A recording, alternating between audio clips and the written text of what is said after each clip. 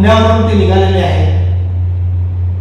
ते गेले अनेक वर्षापासून सायकल सवारी करतात, वयोवृद्ध झालेले आहेत, तरी सुद्धा त्यांची तरुणाई ह्याच्यामध्ये दिसते आणि ते खरोखर तरुणच आहेत, त्यांना वयोवृद्ध कोणीही म्हणणार नाही. आज ते आपल्या सोबत आहेत, विकास समाजामध्ये आलेले आहेत, तसं स्टुडिओमध्ये आलेले आहेत. आम्ही त्यांच्याशी बातचीत करू. काका, तुम्ही कोणत्या गावाकडून निघालेले आहे प्रवासाला आणि कुठे जाणार आहे?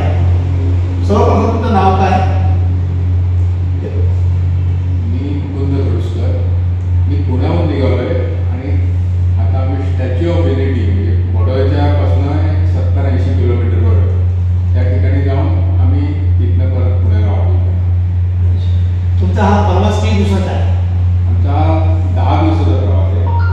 आम्ही 3 तारखेला निघालो आणि 14 तारखेला आम्ही पुण्याला परत आलो. दर दिवस तुम्ही किती प्रवास करता? किती किलोमीटर? साधारणपणे 100 किलोमीटरचं आमचं टार्गेट आहे. कधी 80 होतात, कधी 70 होतात, कधी 120 होते. तुम्ही अजूनपर्यंत